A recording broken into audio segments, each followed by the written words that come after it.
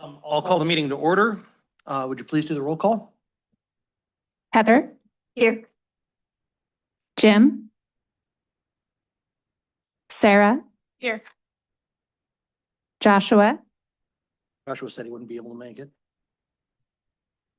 Micah? Here. Thomas? Here. Chris? Here.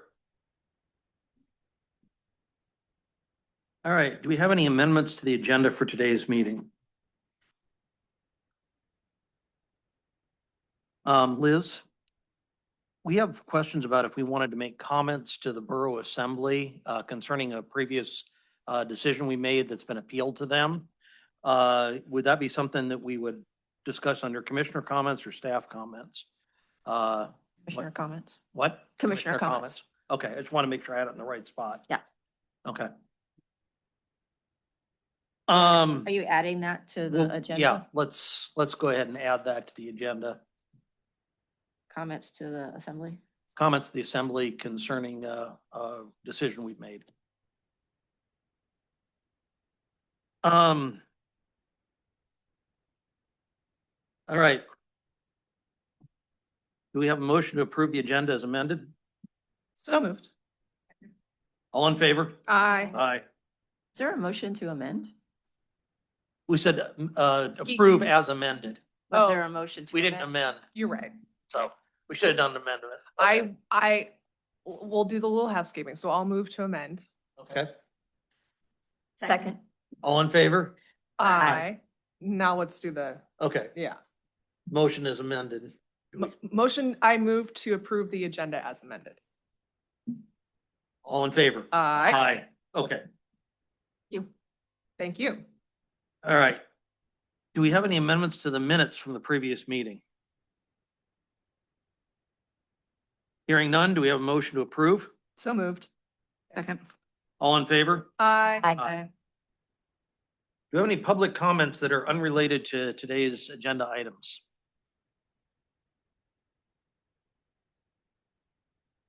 Please step up and state your name. My name is Kirsten Dupree, and I'm speaking for myself. I was looking at this cell tower overlay, and I don't know if there's any voting or anything that goes on, if it's right next to your property or on your property or anything like that. But I was looking at it last night, and it's less than 1,500 feet from our property out by 7 Mile. One of them is. And then it's on my sister's property, and part of it extends almost to where their home is. And that's Olson's out at 3 Mile on the mountainside. What does a person do when that's going on? I mean, that means, I assume that means that somebody could put a tower right there. Is that right? This overlay would give those areas a by right use that they could put a tower within those areas. This is just a proposed map. Mm-hmm. So the idea is to get it to the point where we can have public comment on it at that point and then Okay. make a decision. So, These are just areas that would be potential good locations, we think. But again, we need feedback from the Okay. community at that point. So what you're doing now is very Yeah. helpful. okay, so I've passed it on. I mean, I was just really surprised to see that being right next to a home on ours, it's 1,500, almost 1,500 feet, one edge of it from ours. But considering that I'm one of those people that felt that 1,500 feet should be the limit, that's why I wanted to speak to it, so. I'm wondering if maybe that was because is the area that your sister lives zoned industrial, maybe? It's possible, but there's still a home there. True. I was just Yeah. giving a reason Yeah. why maybe the overlay had started there. It's very possible, Okay. yeah. I think that was the point was when we looked at the maps and kind of drew things up, we were looking for industrial property Mhm. that was farther away from where the residential places are. So that's why it was proposed, but nobody really looked into the detail of where a home is or anything Yes. else at that point. Yeah. Because there's homes on industrial, so. Am I right in thinking, though, that if you are a property owner with property in the overlay, you can just say, no, thank you, and Yeah, well- not sell Yeah. or lease to a tower? Even Okay, if you're Right. within the overlay, it's your right as a property owner to say, Yeah, because they still Not have to for me. purchase or lease the property to put the tower on. So how about like, say in her case where it's 15, where she says no, but they say, well, I can do it right outside your property line. Well, Yeah. so the process that we're undergoing now is we're hoping for people to come in and do exactly what you're doing and say, hey, I see you've designated this. It's a little close, and can you back up the overlay and not put it where you have it? And so that's a very helpful comment you're making. Has this been in the newspaper? No, not yet. Okay. It's too early. Yeah, we're Okay. just getting kind of the, what the language is gonna be, and then the locations, and then we put it out and say, okay, we want comment on this, and then we can adjust as needed. Okay, So, all right, thank you. No problem. I wonder when that goes out, if we can give a little instruction manual for people, because this is a whole new thing. Yeah. We're learning as we go. The public doesn't know how to voice concerns or have input, or even that this is even going on. yeah, Right. My understanding is that once this gets, once this Up goes for to a vote. public hearing item, then they'll get the notice. there'll be notices put out at that point.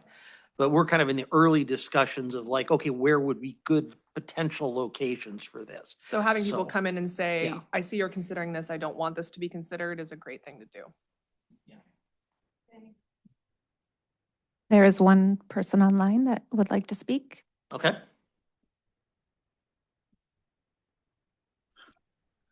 Hi, can everybody hear me? yes, Okay, my name's Mary Evans, and I'm speaking for myself, and I have a question and concern for the Planning Commission about the data center. I'm asking the Planning Commission to pause this process and allow time for meaningful due diligence and community discussion before Petersburg establishes a precedent that may be very difficult to reverse. Public understanding of the long-term impacts of data center development is in its infancy right now.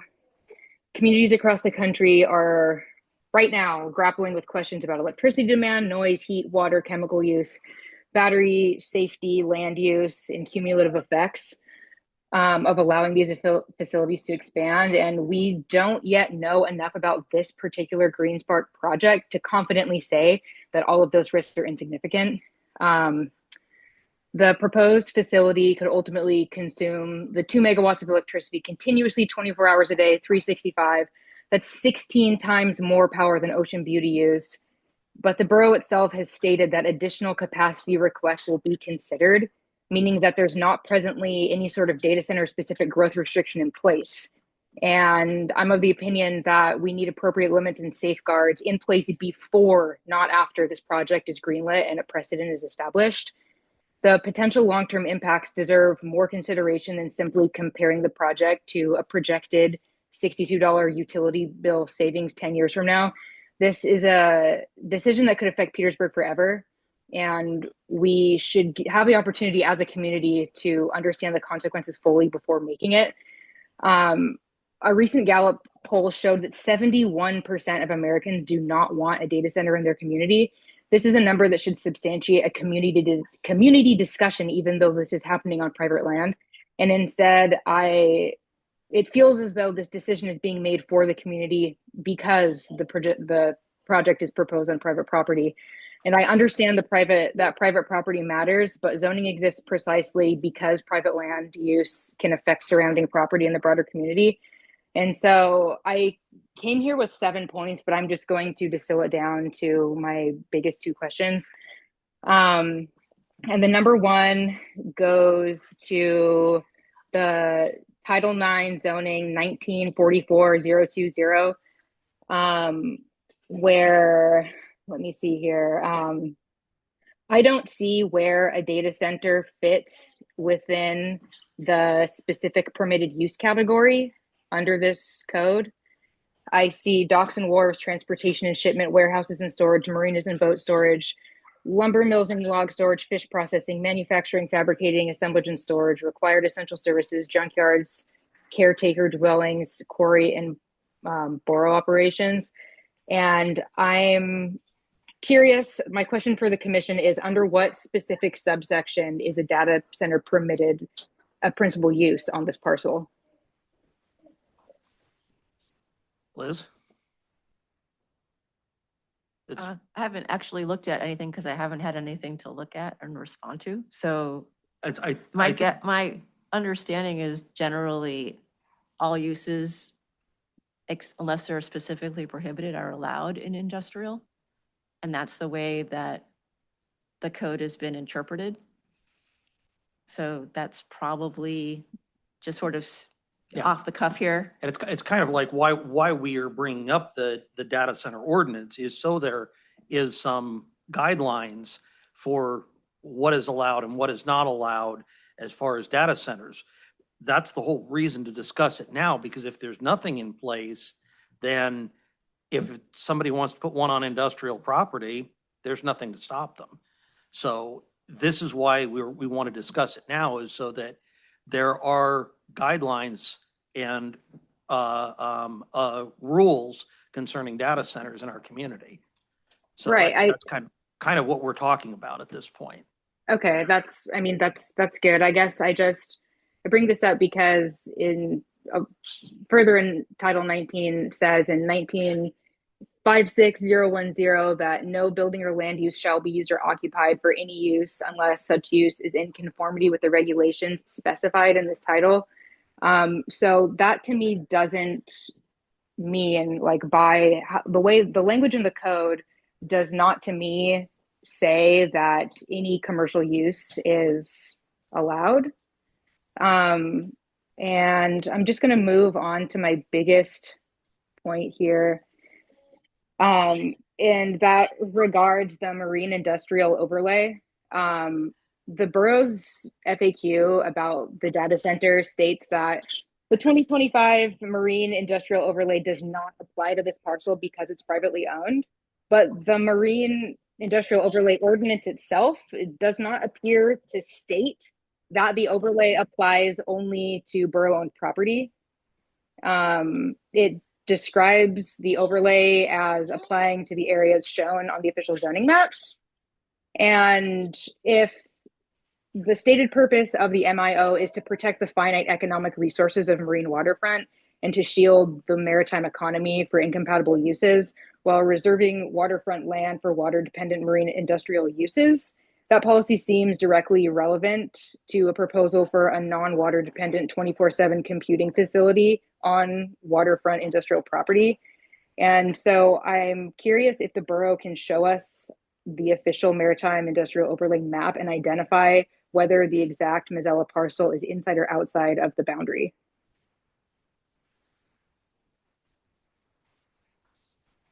Liz, can you answer that? Yeah, the zoning map is on the map viewer. You just have to turn on zoning or click on the parcel. It'll tell you what the zoning is. If it's in the marine industrial layer, it'll say that it's in the marine industrial layer. The marine industrial layer was created and put on property that is either owned by the borough and leased out to private leaseholders, or was at one time until it was recently sold off by the borough. As some of you may recall, there was an attempt, I want to say 9 years ago, to establish marine industrial waterfront, and it was soundly rejected by the community on private land, and so that never moved forward. Okay, thank you for clarifying. I guess that answers my next question of what the planning rationale was for excluding privately owned waterfront. Okay. Let's see here. Okay, another big question is just about the potential full capacity of what this build out's going to be. And I'm curious if it is the 1 megawatt or the 2 megawatt that is being proposed right now. Like, what is the application that you guys have in front of you from GreenSpark? Is the build out for the 1 megawatt or with plans for 2, or do you have the application for the 2 megawatt build out? So we don't actually have an application before us that the private company kind of had a conversation with Power and Light Utilities, and they notified the community through the Borough Assembly. So what's before the Planning Commission, we're trying to put together a data center regulation. So we don't have an Okay. application from Green Spark before us. Okay. Okay, that's good to know. Okay, let's see. That is kind of my main concern here is just, and I see that somebody submitted a proposed ordinance, and I'm glad to hear that there's discussion happening within the borough of putting safeguards in place. I'm curious about if there's going to be any sort of public comment period in regards to those safeguards and like what the community wants. Because again, I understand that this is on private property, but I think that this has the potential, without extreme due diligence and extreme safeguarding, to really negatively affect Petersburg for forever. And it's also seems that the law is not keeping up with how fast this technology is emerging. And my worry is that we're in the position to be taken advantage of. And I just think that the community deserves a discussion and a say and some agency in whether this is a future that they want. This is why we have it on the agenda for us to discuss and get a framework put together for amending Title 19. And then once we get to something generally put together, then it'll be open for public hearing and Okay. public testimony at that point. So it Okay. will be coming up. So that's kind of where we are, but we're trying to start the ball rolling on this. So. Okay, thank you for that response. Again, this was my main concern. My understanding of this being on private property was that, my worry was that there was not going to be any community input. And so I'm glad to hear that this is just the beginning, and I will keep a lookout for these future discussions. So I think that is all I have. So thank you very much. Thank you. Any additional public comments?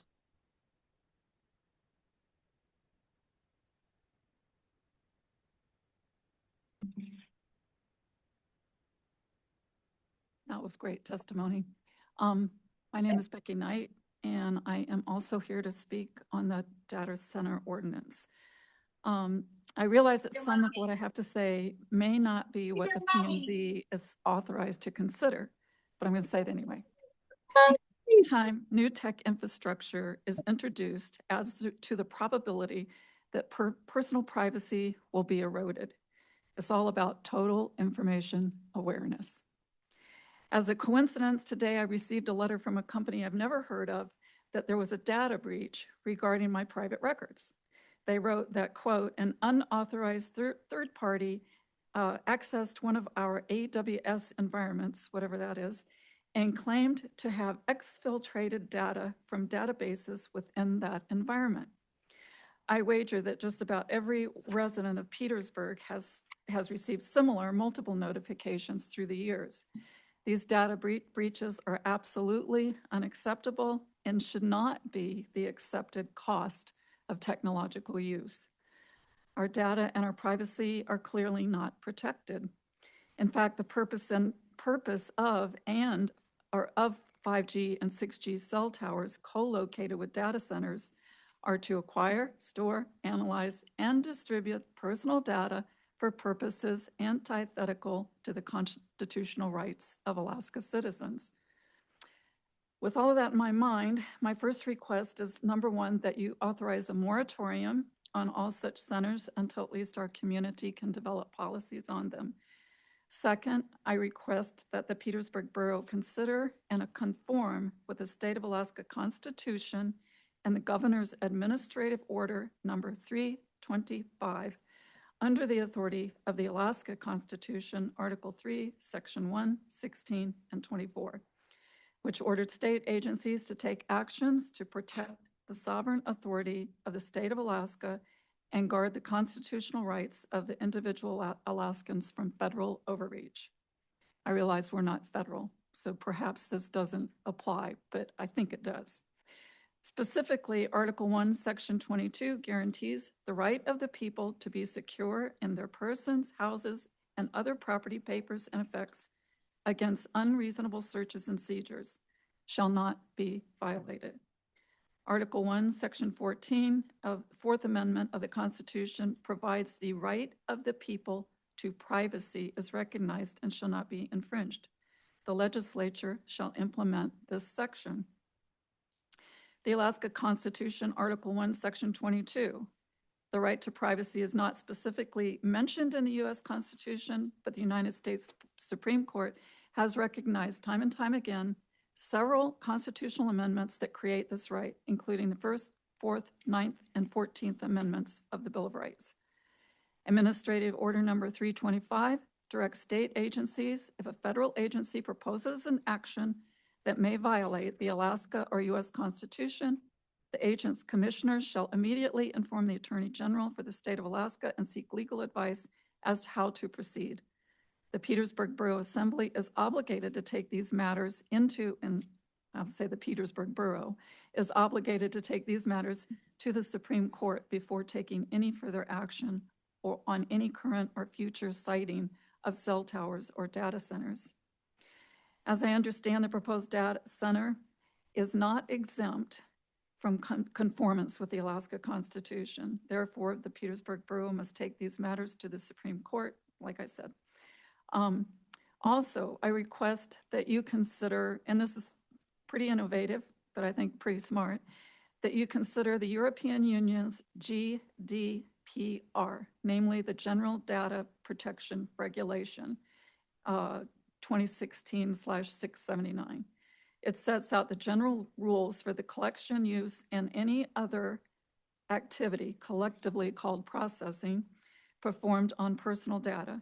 The latter is defined as any information relating to an identified or identifiable natural person and includes such data as telephone numbers, bank account information, national identification numbers, online identifiers, location data, personal preferences, shopping behavior, health data, or public opinions.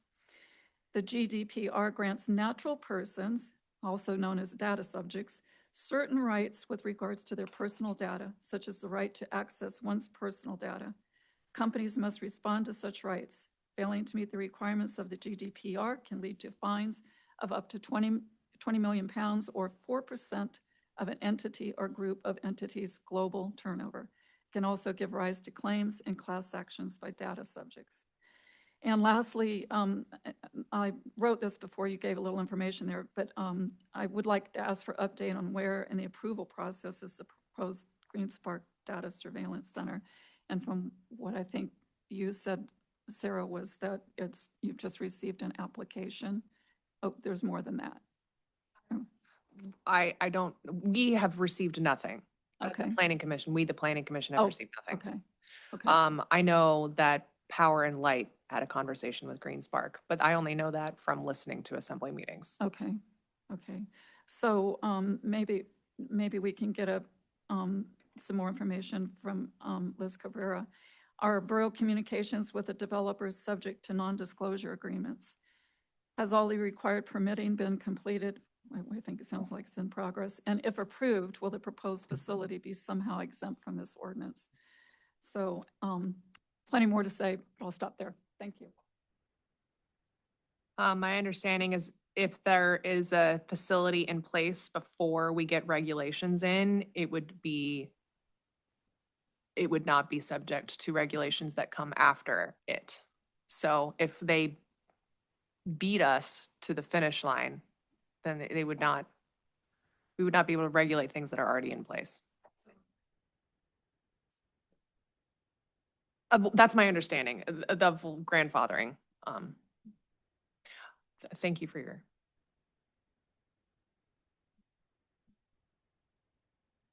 Please step up, state your name. Hi, my name is David Beebe, speaking on behalf of myself I'd like to reflect on the passing of the telecom tower ordinance. And after 9 months of public testimony, the elected representatives cannot presume plausible deniability, but there is certainly an information asymmetry associated with these highly technical subjects, as cell towers and data centers are being unprecedented speeds imposed on us without us understanding what is going on. And I would highly recommend that we all do our due diligence, especially as elected representatives, to understand what are the consequences of going from 4G to 5G and soon to 6G. This is absolutely critical in understanding what is now about to be testified to. So way back in 1972, at the so-called dawn of the information age, Alaskans foresaw its inevitable consequences and passed an amendment to Alaska's Constitution. That amendment was to expressly establish our rights to privacy. So what are the legal and ethical consequences of elected representatives passing ordinances allowing for massive build-out of tidal network GCI telecom towers, in addition to what already exists? I ask because these technologies are serving for the express purposes of updating to the latest 5G and 6G technologies, which include comprehensive surveillance systems on the citizen taxpayers of the Petersburg Borough. Why is this not in violation of oaths of office to support and defend the Alaska Constitution, Article 1, Section 22, expressly stipulating Alaska's rights to privacy? Why is this not a constitutional and states' rights crisis? Governor Dunleavy understood that a while back. There is a perfectly logical reason, of course, why the borough's bums rushed to approve Tidal Network, quote, because it was legal. And, quote, besides the fact that questions of states' rights embedded in state constitutions are really about the, for the purposes of protecting state sovereignty. And as far as the Alaska Supreme Court really needs to be adjudicating this, and I deeply, deeply regret the Assembly jumped to conclusions that this was not a point at which this should be brought, and rather than surrendering our sovereignty on the basis of what was clearly a rigged game, legislative game, and it deals with basically legalized bribery of elected individuals based on Supreme Court decisions. But the Supreme Court also upheld all of those amendments of our Bill of Rights,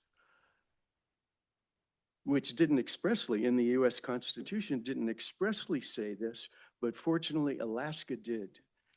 And I really hope that we have a second opinion, apparently, in regards to what the legal disposition of this fork in the road has resulted in, because it may result in annulment of that entire ordinance because of these considerations that were not brought to the fore. Thank you. Thank you. Any additional public comments? Okay, we have nothing on the consent calendar this month. So moving on to public hearing items. Consideration of an application from Wes Davis and Ken Howard for a minor subdivision at 1004 and 1006 North Nordic Drive. Do we have any public testimony? Hearing none, do we have a motion? I move to approve Resolution 2026-801, recommending approval of the Davis Howard subdivision minor subdivision replat creating Lot 2A and Lot 2B, Block 82, US Survey 1252, subject to the conditions set forth in the resolution. I second it. Discussion?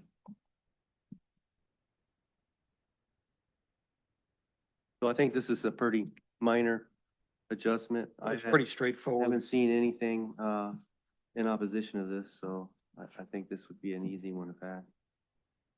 Question, do we have to amend it or say something about power municipal requesting utility easement if there is aerial encroachment of a power line?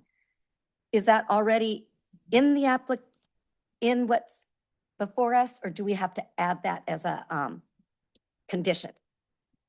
It's already listed in the So resolution. it's in there. Okay, thank you. Thank you. Any further comments, questions? Would you please do the roll call? Sarah, Yes. Chris, Yes. Micah, Yes. Heather, Yes. Thomas, Yes. Okay, moving on to a recommendation to the Borough Assembly regarding an application for a special use permit from Keto's LLC, DBA Keto's Public House at 200 Chief John Lott Street. Do you have any public testimony? Hearing none, do we have a motion? I move to recommend approval of draft resolution 2026-XX to the Borough Assembly authorizing a special use permit to Keto's LLC for the ground landing of an exit stairway, porch, and wheelchair ramp within the Chief John Lott Street right-of-way at 200 Chief John Lott Street, subject to the following conditions of approval. Second, A second. discussion. It's a housekeeping measure from my understanding. It was a non-transferable special use permit when first approved in 1992. So as part of the sale, they need to get one themselves. So I see no reason to deny it. It's an existing use. I don't see a problem with it. All right, please do the roll call. Thomas, Yes. Heather, Micah, Yes. Chris, Yes. Sarah, Yes. Okay, moving on, consideration of an application from Aaron Buller and Rachel Weld for variance from the front yard set back requirement at 705 Hagen Drive. Do you have any public testimony? Aaron Bowler, owner of Duplex on 705 Hagen Drive. So we submitted a building permit quite a few months ago. It had different drawings on it where the stairs were on the side of the building. And that was approved with being 1 foot over the property line for the 20-foot setback. So we had changed the plans to move the stairs to the front of that deck to have access to the upstairs because we realized that the steps going down the side of the garage would impede on the privacy of the other tenants. So, and then if we were to put it on the other side of the garage, it would limit the access on the back side for that other unit where parking's at. So we moved it to the front and didn't realize we were that far over. And we are requesting a 7-foot relief, so a 13-foot setback from the property to continue our deck build. So I noticed in the this resolution that they're looking to approve a 1-foot variance, but the new plans show that we need a 7-foot relief. Thank you. So that's it. Yeah. I just wanted to clear up some. Yeah. There was. Motion? Yes, I move to approve resolution 2026-803 to approve a variance reducing the required 20-foot front yard setback to allow construction of an attached second-story deck and stairs 13 feet from the property line at 705 Haugen Drive with the condition that no parking allowed in front of the staircase that could encroach onto the sidewalk. Second? Second. Discussion? I really appreciate your testimony today. Our what we've got, the paperwork we got here before us said that we needed a reason, that the applicant needed to demonstrate a need for that reduced setback. And I do believe that privacy of the neighbors makes a lot of sense. And you also have, that's supported by an email from one of your neighbors. So to me, allowing a second foot access with a staircase makes a lot of sense for fire reasons, but also having that be consistent with neighborhood privacy. I'm happy to approve that personally. Further comments, questions? Yeah, so, this is, right on Haugen Drive and, there's not a whole lot of room between that structure and the sidewalk. And I just question, while looking at this with the materials provided, if 13 feet is enough room, to maintenance, required item like poles or sewage or water or anything like that. I just wanted to, having it on the side is completely gone because you say it would reduce the parking lot, and if we're talking about a 4-foot wide stairwell, is that really going to affect parking that much that it's just not an option to put it on the side? We've already got parking on the side, and we've already taken down the fence and extended the parking lot on the right side of the duplex. So having a stairwell in front, that's not going to be a pass through for any traffic. Chairman, if you're Yeah. gonna have a back and forth, he needs to come to the Yeah, podium. please go to the microphone. Yeah. Thank you. Okay, our plan is to not. Can you state your name and sorry. Yeah, Aaron Buller, owner, 705 Hagen Drive. Okay. So the plan is to not have any parking in front of that stairwell. We're not planning on blocking any access from there. We've already made the parking lot on the right side of the Hagen House big enough to have tenants park there, and we even put a driveway on 8th Street side. So the tenants for apartment A have access on the left side. So where they're parking on the left side and access their apartments on the back side. So the front side will be guaranteed that nobody be able to park there, if that's your concern. Well, my question was, if you were to, instead of put the stairwell in front between the house and Hogan Drive, put it on the side where your parking lot is, would that be taking too much room from the parking lot to make it not useful? No, it wouldn't be taking up too much room. It'd be invading on the privacy of the other tenants. Oh, I see. Yeah, because there's The back, windows on that's that a side. totally different building. Yes, I see. because apartment A and B have 2 windows. Originally where we had the stairwell going down, that would impede on their privacy. And then on the opposite end, that's where parking is for apartment A. And where they gain access around the backside of their housing. Any other questions? So I guess we just need to, decide whether or not 13 feet is enough room between this structure and the sidewalk.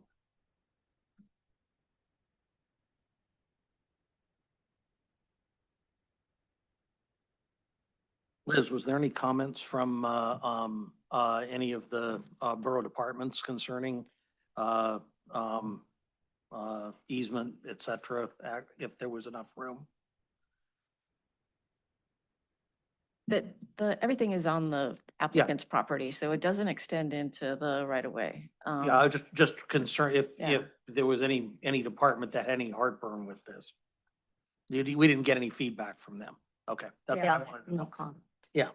But, you do need to update the findings in the resolution to show what the exceptional physical circumstances on the property that requires a variance. And also why the strict application results in a practical difficulty that requires a 7-foot variance.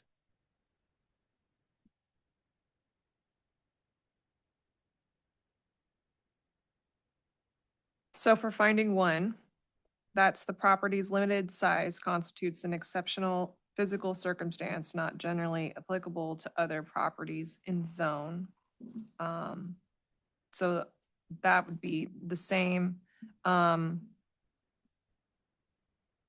um, I mean, I think that still supports, the 7-foot setback, reduction, in my opinion, but I'm not, I'm not the department head. But I think, I think where I'm mostly seeing an edit is in finding, 2,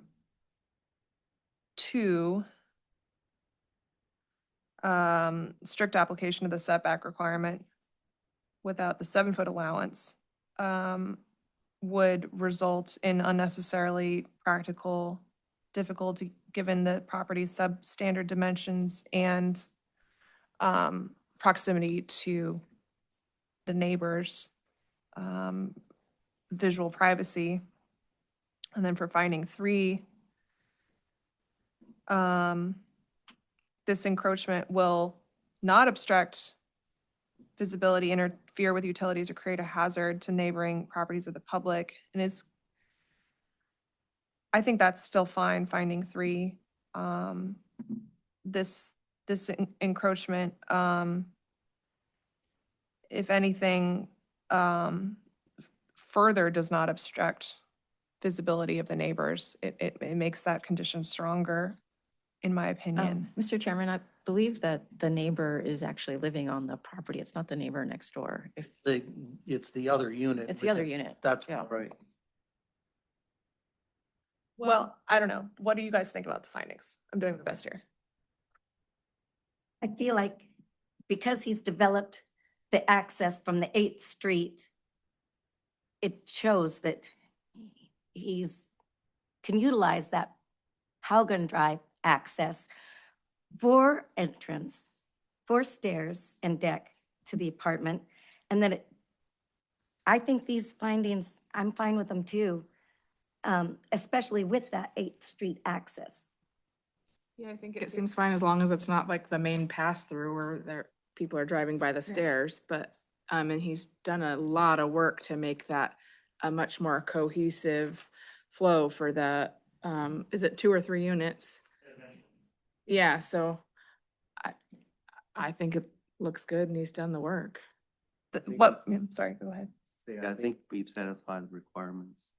What persuaded me is, that this was possible in conjunction with the applicant's testimony is, the point 3 on page 31.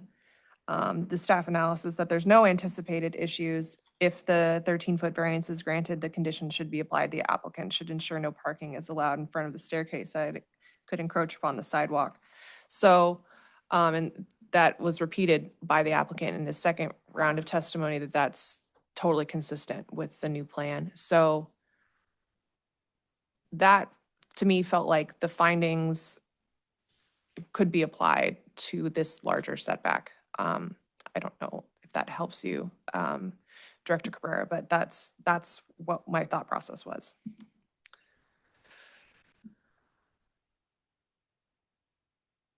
Did you want to include that?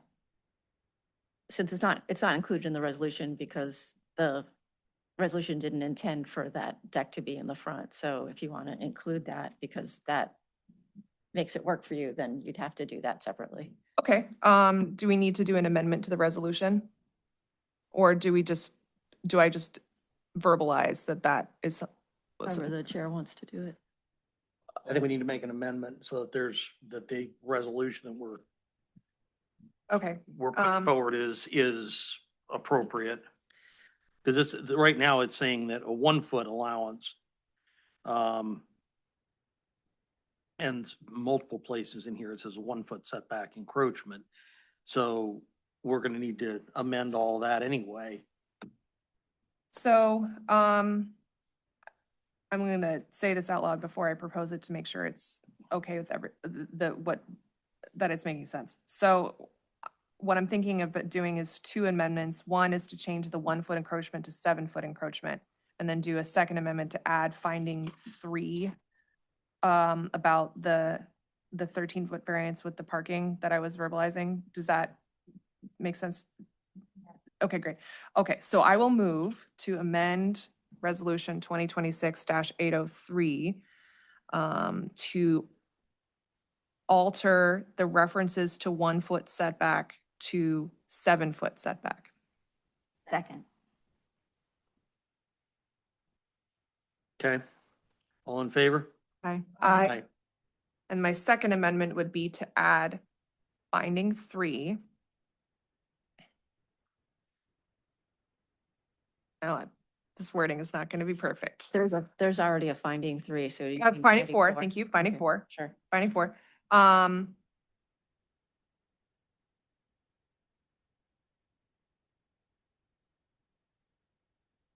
The 7-foot encroachment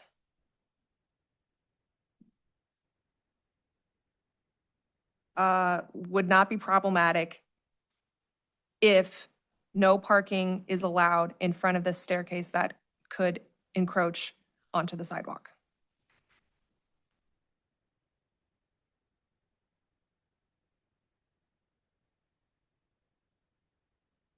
Second. All in favor? Aye. Aye. Aye.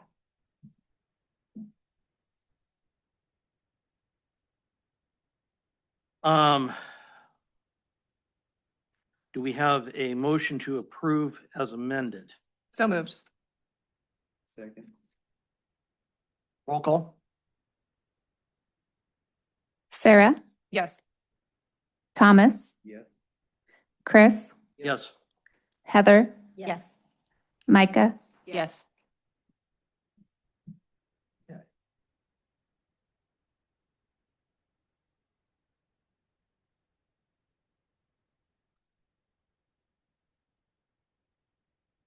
Consideration of an application from David Tynes for a minor subdivision at 206, 1206, 1208 North Nordic Drive. Do you have any public testimony? Hearing none, do we have a motion?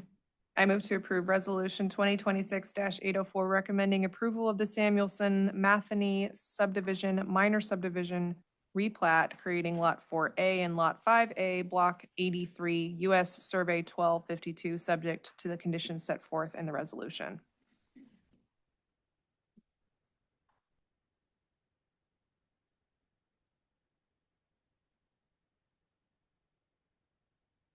Second, I second. discussion? This seems similarly straightforward as item A. So I'm in favor. Yeah, I did that, and also I don't see anything where any opposition has been either stated or could be an issue, so I think it's pretty straightforward. All right. Roll call, please. Chris, Yes. Micah, Yes. Thomas, Heather, Yes. Sarah, Yes. Okay, moving on to non-agenda items, commissioner comments. We have the communications facility overlay ordinance. Who wants to start? I appreciated that Mr. Pre came in and spoke about the parcels that were, a few of the parcels that we're considering. That's definitely what we want people to be doing. So I'm fine with reducing the sizes of those parcels to give more of a setback to residences. I think we should do is we can leave the map the way it is for now, but say we want public testimony, have people show up, do it as a public hearing, and then we can make the adjustments at that time of what areas we want to block out, or if people have suggestions of other areas that they would like to see in, I think it's worth the discussion at that point. And that's probably the best time to do it all at once. So that's my thought process, but I think we're at that spot now. yeah, so it needs, if we're ready to move it up to, into a public hearing. Liz, what do you think? What needs to be done? I have a question about this C2 and the way it's written. It says wireless communication facilities under the provisions of chapter 1958. But 1958 is, you know, a whole conditional use process for wireless communication facilities. So I don't understand how it can be a permitted use and then reference back to Okay, the whole chapter 1958. So the alternative to that is to use the entire definition. There's a long definition of what wireless communication facilities, I mean, what I was intending was wireless communication facilities as defined in chapter 19.58. I was intending to borrow that definition. There is a longer definition, a full paragraph, that we could substitute for that point. We do as defined in and then actually reference the actual Yeah, code I can probably pull up reference for the definition. Yeah, that's what I was intending to use it as a definition Okay. reference. I can pull it up on my phone to it'll take me a second, but I can find it, I'm sure. Find. But I'll do that if someone else wants to say their piece.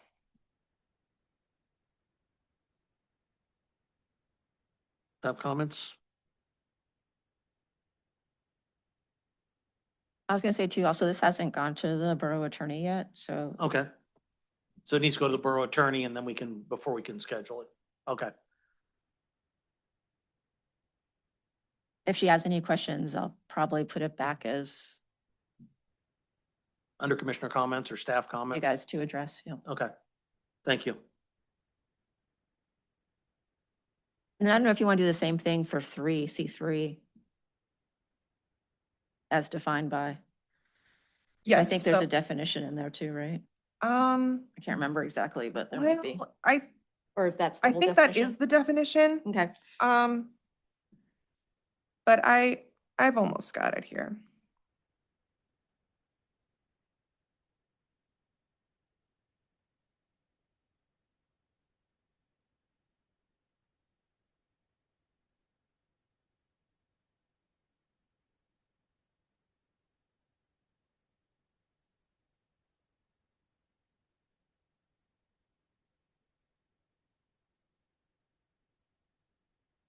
Okay, so the definition for wireless communication facility is 19.04.806.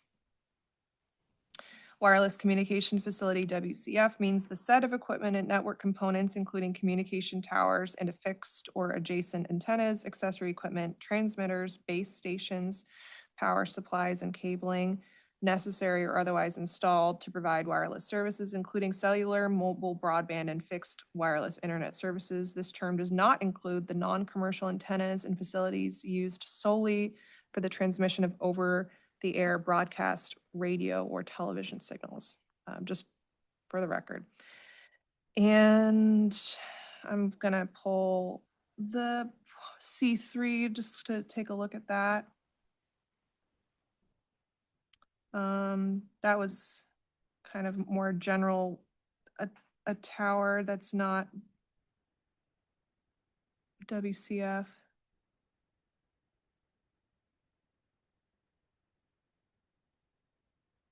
So, I mean, that's exactly how they define it, a tower that is not a WCF. So I think C3 is fine, Okay, great. but the borough attorney will correct me if I'm wrong.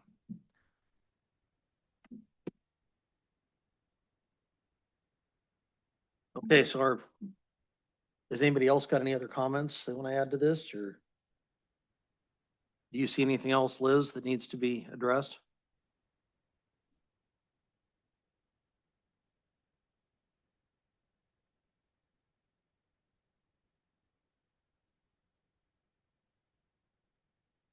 I don't think so. I mean, I think things like essential facility requests would just fall under principal uses. So I don't think we have an issue with that. The next thing is to send it to the borough attorney. Yep, I'll make this change and then send it to her. Okay, thank you. Mhm.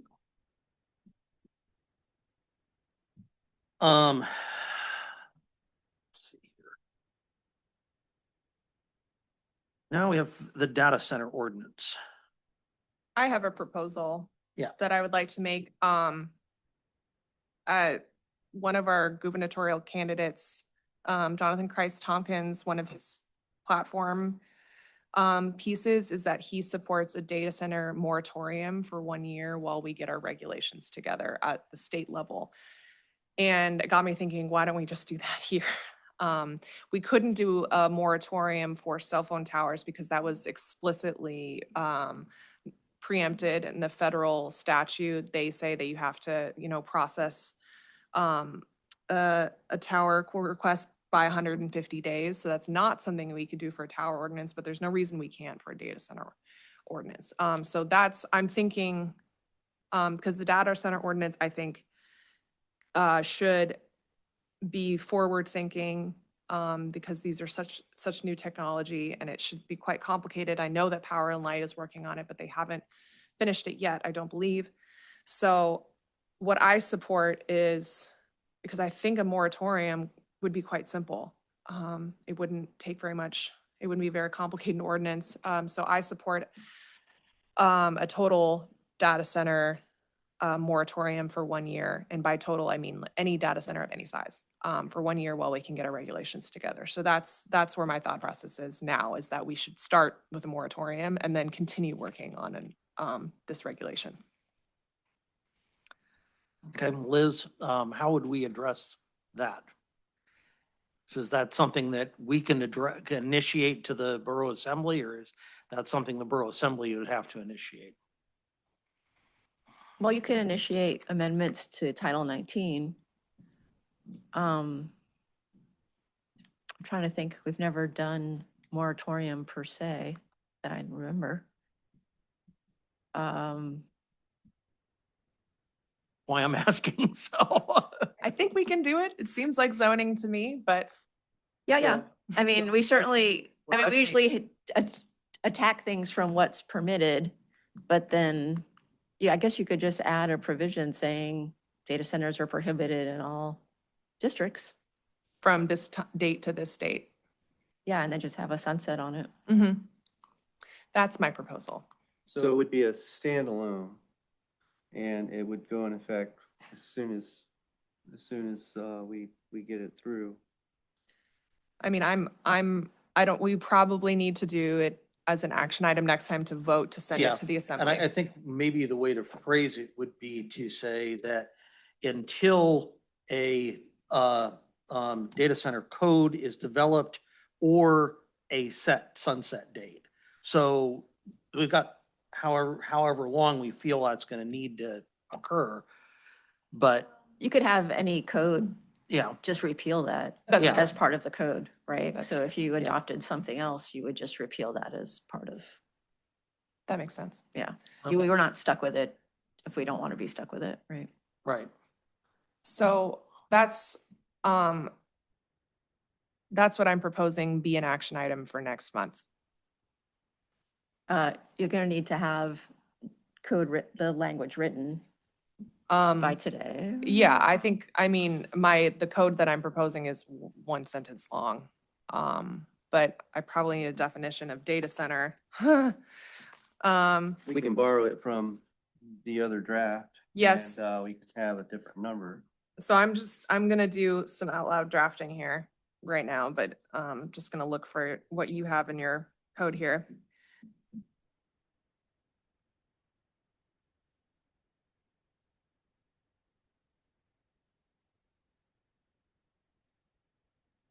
Yeah, I think the whereas defining data centers seems all right to me. I mean, I'm not an expert, but I'm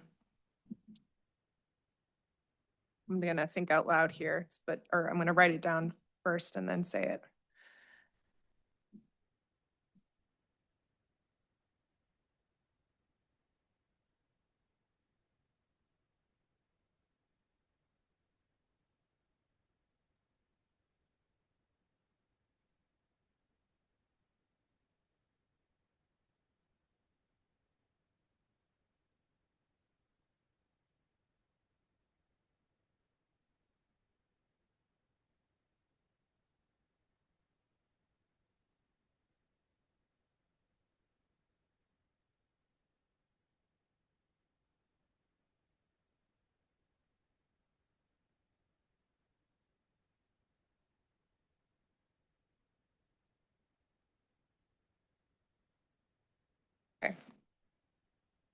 So it would be entitled Data Center Moratorium, an ordinance banning data centers in Petersburg Borough. Data centers being defined as facilities that house computer servers for processing and storing data, either for a single enterprise or multiple enterprises that serve as critical infrastructure for internet-based storage, complex software and language models, artificial intelligence, parentheses, AI functions, and other computing needs for for a period of 1 year from the adoption of this ordinance. It suggests it's prohibiting, not banning, and 1 year from the effective date. I love it. And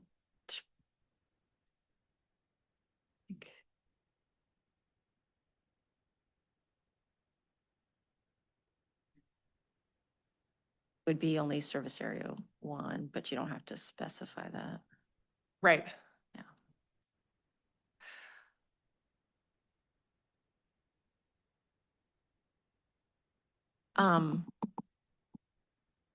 Is it all districts or is it any reference to? Yes. All the- Yes, all district districts. zones. In your statement, did it reference any, all districts, or are you just silent on that fact? Well, it's my intention to do all districts, including industrial. That was my intention in saying Petersburg Borough, but if you think a more specific language, all zoning districts in Petersburg Borough, I think that's. It's not Petersburg Borough because It's it's service area. going to one. be service area 1s, but you can just say all zoning districts because there's only zoning in service area 1, so that In all way. zoning districts. Yeah, Yeah. yeah, yeah. But not everything is zoned, so. Well, what I really want it to be as broad as possible because it's only for a year. Yeah, that's what I'm trying to get to, but. Yeah. It's not easy. No, I could have thought about it before this moment, but Mary Evans, thank you, Mary, reminded me. Yeah. So if some properties would fall between the cracks because not everything is zoned, we should stipulate service area 1. All properties within service area 1, since not everything is zoned? Yeah, you could do all properties within service area 1. Thank you for the suggestion. So I can reread this out loud. Or do you need that? We have the recording, which Yeah. is what, yeah. But if you want to read it out loud as you want it. Listening to the recording is hard enough, so I'll do it. I'll give it one more shot. Data center moratorium, an ordinance prohibiting data centers in service in all properties of service area 1 for 1 year from the effective date of this ordinance. Data centers being defined as facilities that house computer servers for processing and storing data, either for a single enterprise or multiple enterprises that serve as critical infrastructure for internet-based storage, complex software and language models, artificial intelligence, parentheses, AI functions, and other computing needs. And I propose that we have that as an action item at our next meeting.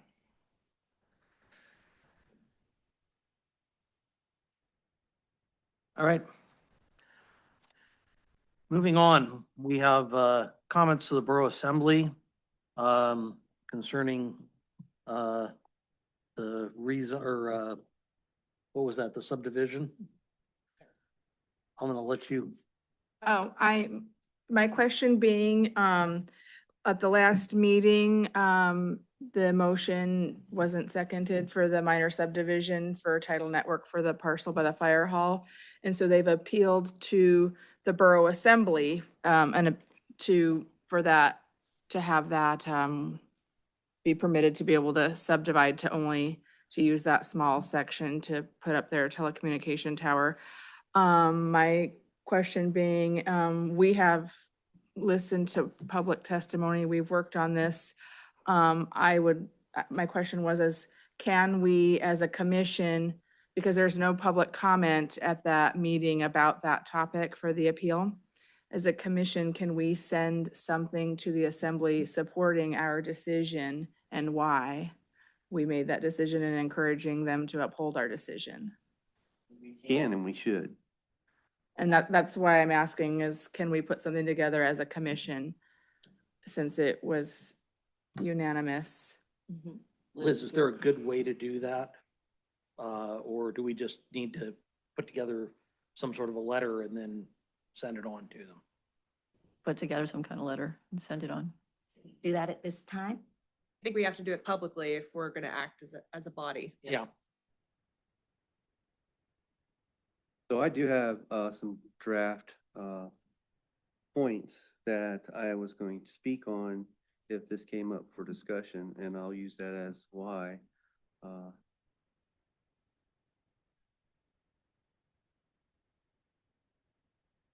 Stated that in the argument to oppose the allowance of the subdivision change, it was a safety issue for me, being that it's located right next door to our one and only fire hall. There were safety issues that came to mind, including ice fall, structure failure, potential fire danger, wind, snow, ice storms, they're common, earthquakes, vandalism, inebriated drivers. We get all that too. And having this, this tower erected right next to our fire hall with these additional risks, I was against allowing anything to jeopardize our one and only fire hall. So I was going to make that argument. And with the argument, there's some examples. The tower itself is a lattice communication tower with weak points in it, so that it were to go under stress, it would collapse. So this collapsible tower, it would be built over top of a 200-gallon fuel source. I thought that was not a good idea, especially right next to our only fire hall. And have evidence of these high gusts. It's a Palmer tower, very similar to the one they propose. It snapped in peak gusts of 80 miles an hour. And we have examples of that on this island where trees have snapped. You just go up to the Omer Creek there, and there's a big area there. So we have evidence of that here. We do have evidence of earthquakes. They've been documented. And we have ice and snow buildup. We have evidence of that. We have buildings that have collapsed. We have roofs that have been doubled or collapse was imminent several times in the last 4 or 5 years. So that's an example used to justify that statement. And falling ice, we all know ice builds, it falls, and that's a safety hazard for individuals coming to or from the fire hall in an emergency or not. So on the last point was the fact that this tower would be built in such close proximity to the airport. We have low flying aircraft of different sizes, different skill sets, and of course our weather here is very challenging. So of all the places around in Southeast Alaska, Petersburg's got to rank up there in the highest as far as having poor visibility and changing conditions. And also there's another aspect is emergency landings. Aircraft make emergency landings all the time. And it's just whatever closest airport they are. There's already a tower on Mill Road, putting one here, and then there's another one proposed behind Napa. It's like 3 towers people are going to have to fly around if they're flying in uncertain conditions or emergency landings. So all these reasons I have written, and we can just take that and add to it or subtract from it as a letter and just state it that way. Just put. I think that one of the difficult parts about this is each of us have different reasons why we didn't second it. I have a lot of reasons myself, but I think safety is the only thing that we can really, safety and aesthetics are really the only things we can do. So I think airline safety is a perfectly good reason to put in a letter. However, I think the statement that we made as a board that we didn't even consider the application is a pretty strong statement, and the assembly has heard public testimony just like we have for 9 months, and they've come to their conclusion and we've come to ours. So I'll put it this way, I find it really unlikely that they won't overturn it because they unanimously approved this tower purchase. So I don't consider it likely that they won't overturn it, but I think keeping it simple and saying, the planning commission urges the assembly to not overturn. Uphold our decision. Yeah, and just keeping it real simple. I agree. And then individually, writing in, I think I read that for this appeal process, they are not going to allow public testimony, they'll allow written testimony. So on an individual basis, with your letter, for example, Mr. Kowalski's, if you submit that as an individual saying, these are my individual reasons, and then that can supplement the board saying, please don't overturn our decision. I think that makes sense. Yeah, I think that we should just make the point that we've all put in just as much work on this issue, if not more than them. And we all need to kind of work together at some point and so I guess we just need a short, sweet paragraph that says, we have to draft it here and now together in unison. So, Madam Secretary. yeah, okay. That's me. Oh, okay. I am the secretary. All right. You're right. Should we just, it's Dear Petersburg Assembly, Oh, hold on, I gotta find. you gotta find a spot. It's not in my packet. Here, I got a spot. You're right. When you're right, you're right. Okay, dear Borough Assembly. Okay, We, the Planning Commission. We as the United? No, I mean. we, the planning We want to commission, be unanimous. we says that. Okay. Respectfully ask our decision to not approve the minor subdivision by title network be upheld. But we didn't actually vote. We didn't. We, To not consider. Not considered. Thank But you. hold on, I Thank- got only so many brain cells. Yeah. To not consider the minor subdivision request. application by title network.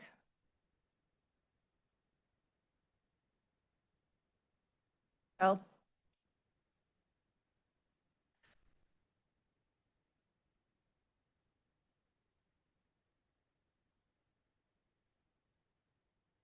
Say respectfully request, and we can put unanimously at the end of the letter. Thank you. Yeah.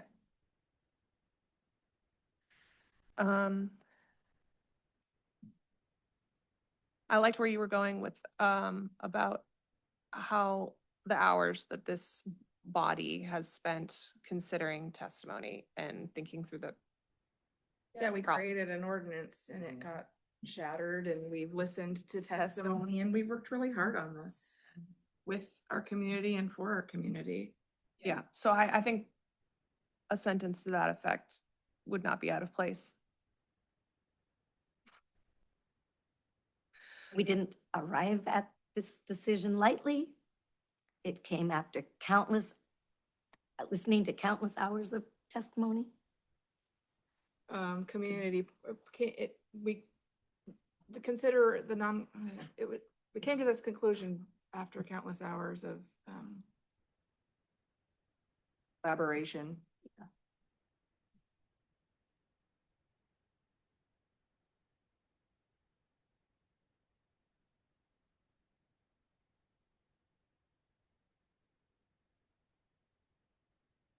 over safety and aesthetic concerns. Yeah. Yeah, Okay. I try to address concerns about the children's daycare being sandwiched between two towers and how the economic.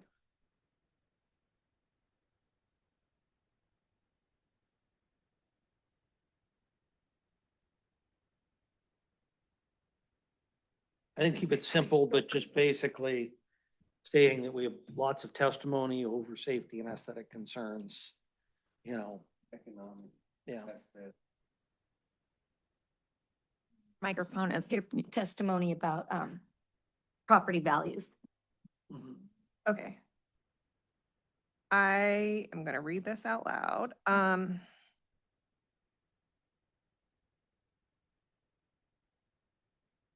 Okay.